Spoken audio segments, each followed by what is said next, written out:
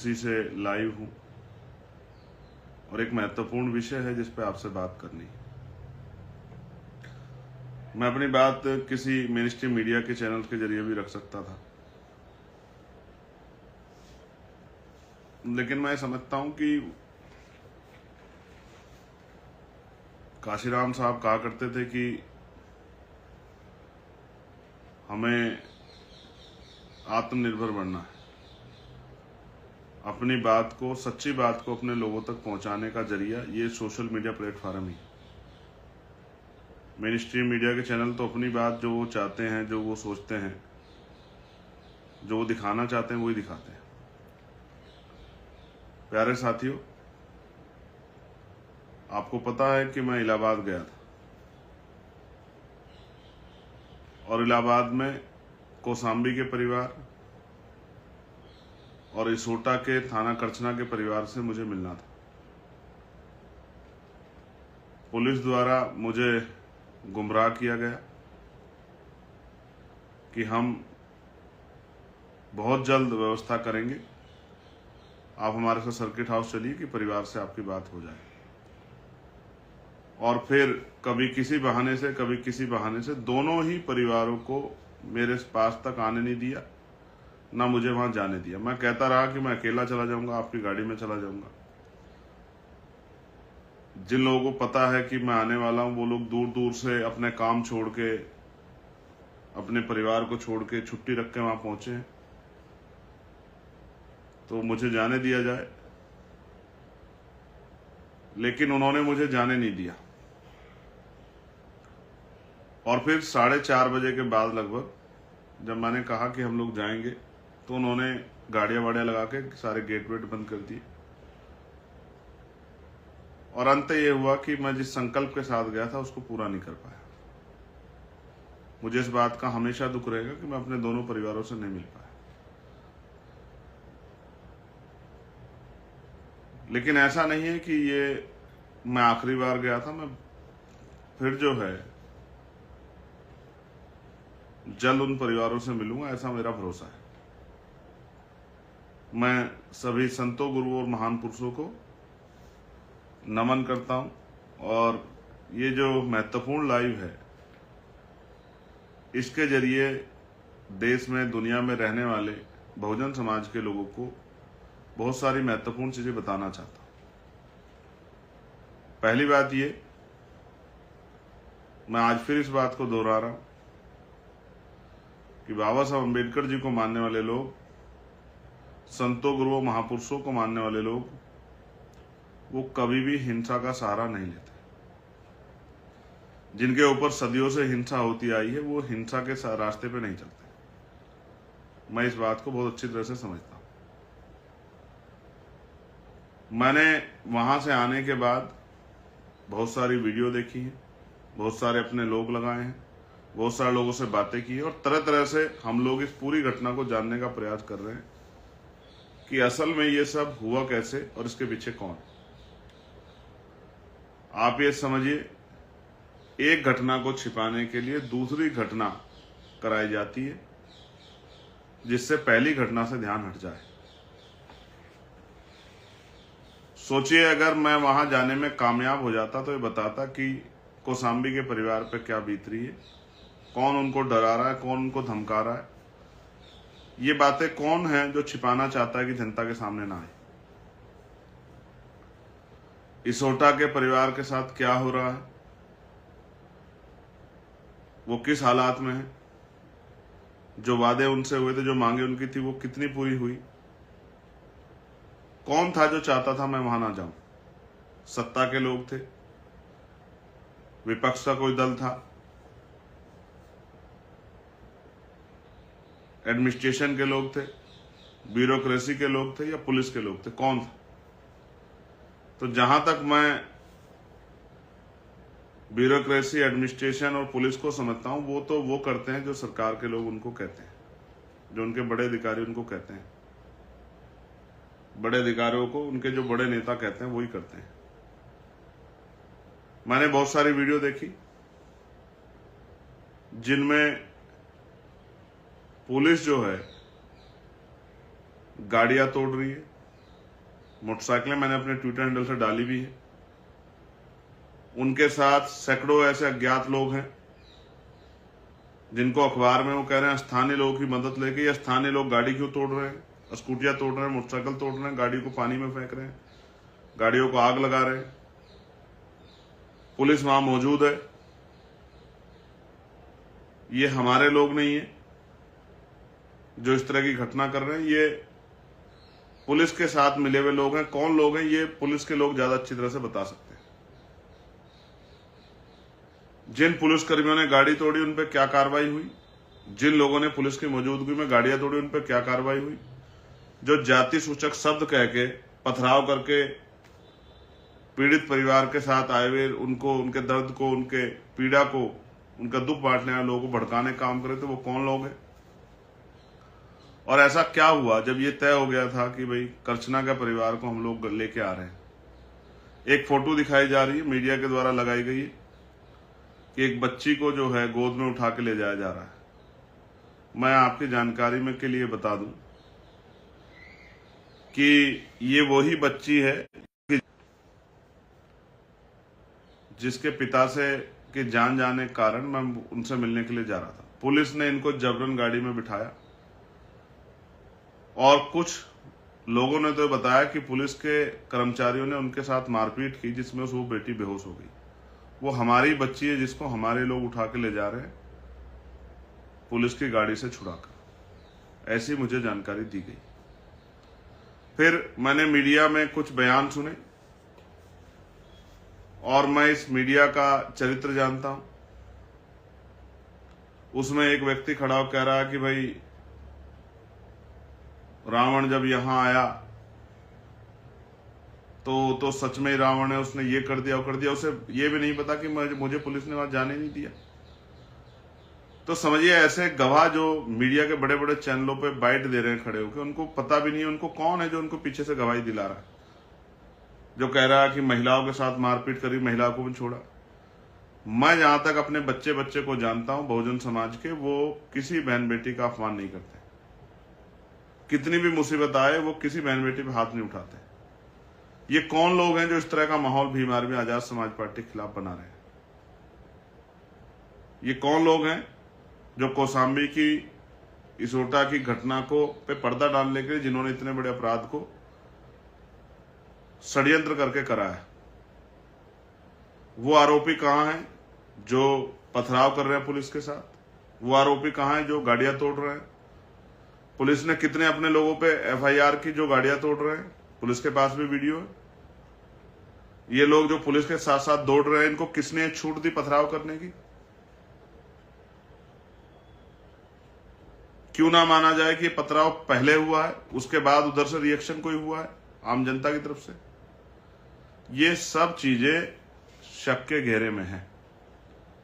इसलिए निष्पक्षता के भाव से मैंने कहा कि सरकार इसकी सीबीआई जांच कराए। कौन ऐसे पुलिसकर्मी थे जो नहीं चाहते थे कि इसोटा का परिवार आके मुझसे मिले और अपनी तकलीफ बताए? आप देखना कहीं पर भी किसी की हत्या होती है, अगर वो उच्च जाति का होता है तो मुख्यमंत्री 1 करोड़ रुपए की मदद उनकी आर्थिक करते हैं। इस परिवार की कितनी मदद की? इस परिवार में एक 19 साल की बच्ची है, एक 6 साल का दिव्यांग बच्चा है, एक और उनके बीच में एक बच्चा है, एक बूढ़ी मां है। इनका क्या होगा, इसके लिए सरकार के पास जवाब नहीं। क्योंकि सरकार ये मानती है कि schedule caste, schedule tribe, backward, मुस्लिम, अन्य जो धार्मिक अल्पसंख्यक लोग वो मरने के लिए पैदा हुए, उनकी हत्या कर दी जाए, उनकी बेटियों के साथ अन्याय हो जाए, उन्हीं के परिवार को जेल भेजा जाए, तो ये उनका मनुस्मृति में उनका जो है ये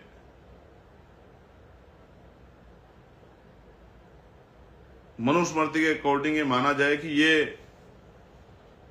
होना उनका अधिकार है, उनके साथ ये होना चाहिए, यही उनकी जिंदगी। प्यारे साथियों, मेरी और हमारे लीगल सेल की, हमारी पार्टी के एक कार्यकर्ता की, सबकी नजर इस मामले पे, जिस तरह से जो लोग वहां मौजूद भी थे उनको भी आरोपी बनाया गया, जिस तरह से तमाम तरह की बातें की। और आप महसूस करके देखो, एक बहुत महत्वपूर्ण बात आपको बता रहा हूं, आप महसूस करके देखो, पुराने तरीके से ही कि हम इस वाले उस पे भी जांच कर रहे हैं, इस वाले एंगल पे भी जांच कर रहे हैं, ये ट्रेनिंग कहाँ हुई थी इस पे भी जांच कर रहे हैं। ट्रेनिंग तो कौन से संगठन के लोग करते हैं, बंदूकें लेके, लाठी लेके, ये सब जानते हैं। ये देश से छिपा हुआ नहीं है कि इस देश में कौन से संगठन के लोगों को बंदूक की ट्रेनिंग दी जाती है, कौन से संगठन के लोगों को लाठी की ट्रेनिंग दी जाती है। ये सब छिपा हुआ नहीं है, सब जानती है जनता, सब जानती है। मैं आपको विश्वास दिलाता हूं, कितनी ही बार भीम आर्मी की, आजाद समाज पार्टी की छवि को खराब करने का काम गया, तरह तरह के आरोप लगाए गए और हमेशा आरोप लगाने वालों को मुंह की खानी पड़ी, हमेशा आरोप लगाने वालों को नीचा देखना पड़ा, हमेशा आरोप लगाने वालों की हार हुई। ये पहला मामला नहीं। मुझे बड़े जिम्मेदारी के साथ ये भी कहना पड़ेगा, एक राजनीतिक दल जिनको तो और कोई काम ही नहीं, वो अपने आप कुछ नहीं करते, बस वो उनके सारे नेता पूरी जिम्मेदारी पे हैं लगे हुए कि वो आजाद समाज पार्टी को, भीम आर्मी को बदनाम कैसे करें। आप महसूस करके देखो, मैंने जहां तक मेरे याद है 2017 के बाद बहुत दिनों बाद इस तरह की कोई घटना हुई है, और वो भी घटना और ये भी घटना दोनों एक षड्यंत्र है। इसलिए मैं इसकी सीबीआई जांच की मांग करता हूं। ये एक मिली जुली साठगांठ है एडमिनिस्ट्रेशन, पुलिस और सरकार की, और हो सकता है कोई विरोधी दल भी इसमें शामिल हो, जिन्होंने वहां नौजवानों को भड़काने का काम किया और पुलिस के साथ मिले हुए लोगों ने गाड़ियों पर पथराव। जब पत्थर चल रहे हैं, कौन सा पत्थर किसकी गाड़ी पे लगा, इसकी जिम्मेदारी किसकी है, ये कैसे तय कर दोगे? पत्थर पे नाम लिखा हुआ है किसी का। गाड़ियां जिस तरह तोड़ी गई, गाड़ियां जिस तरह जलाई गई, मैं आपको लिख के देता हूं, जब इन गाड़ियों की जांच होगी तो जितनी गाड़ियां जली, ये सब बहुजन समाज के लोगों की होंगी, क्योंकि गाड़ियां, अपनी गाड़ी कोई नहीं जलाता है। ये जो पुलिस के साथ जो लोग थे, उन्होंने हमारे लोग गाड़ियां जलाई। तो हमारी पूरी निगाह है इस पर, हमारी लीगल सेल की टीम लग गई है। हम जानकारी हासिल कर रहे हैं कितने बच्चों को जेल भेजा गया है, हम जानकारी हासिल कर रहे हैं। कल ही मुझे पता लगा कि आरोपियों को पकड़ने की बजाय पुलिस ने भीम आर्मी, आजाद समाज पार्टी और शेड्यूल कास्ट के जो बच्चे हैं उनको घर से उठा के, उन्हीं परिवारों ने मुझे बताया, उनको घर घर से उठा के, जो नहीं भी आए थे उनको उठा के चिन्हित करके उनको जेल भेजने का काम किया है। उनसे कान पकड़वा के उनका अपमान करने का काम किया। ये तो कोर्ट में तय होगा कौन दोषी है कौन नहीं, लेकिन पुलिस ने पहले ही, क्योंकि बच्चे शेड्यूल कास्ट के हैं मोस्टली, उनके कान पकड़वा के उनको जिस तरह से अपमानित करने का काम किया है, पूरे समाज को नीचा दिखाने का काम किया है। इससे इस सरकार की सोच उजागर होती है कि ये शेड्यूल कास्ट के लोगों के बारे में क्या सोचती है, इनके अधिकारी क्या सोचते हैं। और इससे बड़ी क्या बात होगी, जब मैं मांग कर रहा हूं कि सीबीआई जांच होनी चाहिए, भाई जो झूठा होगा उसी को तो डर लगेगा, जिसने कोई अपराध किया उसे डर लगेगा। तो डर कौन रहा है, ये भी तो पता लगना चाहिए कौन डर रहा है। दूध का दूध, पानी का पानी चाहिए, सीबीआई जांच होनी चाहिए। और जिन निर्दोष लोगों को अपमानित करके जेल भेजा गया, मैं उनको भी, उनके परिवार के लोग कहना चाहता हूं, वो चिंता ना करें, हम सब लोग आपके साथ खड़े हैं। हम जानकारी हासिल कर रहे हैं और एक भी निर्दोष भाइयों को ज्यादा दिन तक जेल की सलाखों को पीछे नहीं रहने देंगे। सबको उनके साथ हुए अन्याय को याद रखेंगे और हमारी लीगल सेल की टीम पूरी जानकारी हासिल करके जल्द से जल्द इस मामले में लगेगी कि उन भाइयों को, उनके साथ जो नाइंसाफी हुई, उस नाइंसाफी को रोका जाए और उनको उनके परिवार तक पहुंचाया जाए। मैं स्पष्ट फिर कर रहा हूं, मैं कल से कह रहा हूं कि अंबेडकरवादी कभी हिंसा नहीं करते हैं, कभी हिंसा नहीं करते हैं। सदगुरु रविदास जी को मानने वाले लोग, भगवान बुद्ध को मानने वाले लोग, संत कबीर जी को मानने वाले लोग, गुरु नानक जी को मानने वाले लोग कभी हिंसा नहीं करते हैं। यहां तो हमेशा संबुक का वध होता आया और कमजोर वर्गों के लोगों पे आरोप लगाना कि इन्होंने हिंसा की बहुत आसान है। आपको याद होगा, मैं तो दिल्ली में था, एनआरसी में, जब मैं मस्जिद पे खड़ा हुआ था, संविधान की प्रस्तावना पढ़ रहा था, मेरे ऊपर यहां देश की राजधानी में आरोप लगाया था कि इन्होंने भड़काऊ भाषण दिया है, आप समझिए, और मुझे जेल भेज दिया गया। मैं फिर आपको कहना चाहता हूं, मैं राजस्थान में था, जयपुर में, सीएचए के बच्चों की आवाज उठाने के लिए आंदोलन में शामिल होने का, तो रात को उठा के मुझे जेल भेज देगा 4 दिन के लिए, और निर्दोष होते हुए 16 महीने रहा। मेरे साथियों पर एनएसए लगाई गई, उनको पीटा गया। लेकिन अभी मैं आपको विश्वास दिलाता हूं कि अभी चंद्रशेखर है, अभी भीम आर्मी आजाद समाज पार्टी है। जब तक हमारे शरीर में लहू का आखिरी कतरा है, हम अपने भाइयों के साथ हुए अन्याय के खिलाफ लड़ेंगे, और चाहे सड़क की लड़ाई लड़नी पड़े, चाहे कोर्ट की लड़ाई लड़नी पड़े, चाहे कुछ भी करना पड़े, अपने भाइयों को जल्द बाहर लाएंगे। मैं ये भी आपको विश्वास दिलाता हूं कि अगर जेलें भी भरनी पड़ी तो हम लोग पीछे नहीं रहेंगे, जेल भरो आंदोलन भी चलाएंगे, तमाम तरह का संघर्ष भी करेंगे, बड़े से बड़ा आंदोलन भी करेंगे, और अपने भाइयों को अपने बीच, उनके परिवार के बीच लेके आएंगे।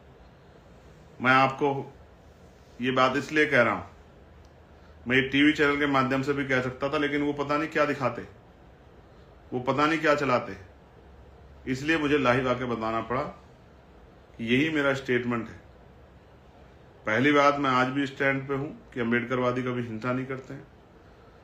दूसरी बात, हमारे कोई भी भाई अपने आप को अकेला ना समझे, हम उनके साथ खड़े हैं। तीसरी बात, चाहे सड़क की लड़ाई हो या कोर्ट की, Azad Samaj party legal cell, Bhim army और बहुजन समाज के बहुत सारे वकील मेरे संपर्क में, साथी, हम लोग इस लड़ाई को लड़ेंगे। सड़कों पे आंदोलन करना पड़ा आंदोलन करेंगे, जेल भरो आंदोलन करना पड़ा जेल भरो आंदोलन करेंगे, तमाम संघर्ष करेंगे, लेकिन इस अन्याय को रोकेंगे। मैं देश भर के अपने साथियों से कहना चाहता हूं कि आप देखिए किस तरह का अन्याय जो है कमजोर वर्गों के लोगों को उत्तर प्रदेश में किया जा रहा है। आप नजर बना के रखिए, मेरी भी नजर है, और बहुत सारी वीडियो जो मैं सोशल मीडिया पे तैयार, और मैंने आपको कल अपने एक्स हैंडल से डाली भी थी। आप देखिए किस तरह से गाड़ियां तोड़ी जा रही है, पुलिस की मौजूदगी में तोड़ी जा रही है, पुलिस भी तोड़ रही। इन पे कार्रवाई कब होगी? इन पे एफआईआर कराएंगे हम लोग। आप मेरी बात को याद रखना, इन पुलिस कर्मियों पे भी जो इस साजिश में शामिल है, इन लोगों पे भी, जिनको कहा कि स्थानीय लोगों ने जो है स्थानीय लोगों के साथ मिलकर वहां के नेताओं को खुश करने के लिए हमारे बच्चों का जो दमन किया गया, इसको हम लोग भूलेंगे नहीं। हम लोग अपने हर एक भाई के साथ खड़े हैं, जिनको निर्दोष भाइयों को जेल भेजा गया, और उनका साथ नहीं छोड़ेंगे, और उनको जल्द बाहर लाएंगे, और उनको न्याय दिला के रहेंगे। और जिन लोगों ने साजिश की, उनको भी बेनकाब करके उनके खिलाफ मुकदमा दर्ज करा के उनको भी जेल भिजवाने का काम करेंगे। मैं आपका भाई चंद्रशेखर आजाद आपसे वादा करता हूं, अपने आप को अकेला मत समझिए। देश का हर एक कार्यकर्ता आपके साथ खड़ा है, और ये मेरा विश्वास सिर्फ उन भाइयों को नहीं जो वहां के हैं, देश के हर एक कार्यकर्ता को विश्वास है, हर एक पदाधिकारी को, हम लोग उनके साथ खड़े हैं। भीम आर्मी हमारा परिवार है, ये बहुजन समाज हमारा परिवार है, आजाद समाज पार्टी के कार्यकर्ता हमारा परिवार है। उनका हाथ पकड़ना हमारी जिम्मेदारी है, उनके साथ खड़ा होना हमारी जिम्मेदारी है। बहुत जल्द आपको अगली सूचना जो है, अगले कदम की सूचना बहुत जल्द आपको मिलेगी। अभी क्योंकि बहुत सारी जानकारी इकट्ठा करनी है, बहुत सारी जानकारी लेनी है, बहुत सब चीज़ों पर नज़र रखना है, बहुत सारी कार्रवाई पर नज़र रखना है, बहुत सारे लोगों से बात करनी है, सब काम धीरे धीरे शुरू हो गए, और आगे जो भी अपडेट होगी मैं बहुत जल्द आपको दूंगा। धन्यवाद। जय भीम, जय भारत, जय संविधान, जय मंडल, जय जोहार।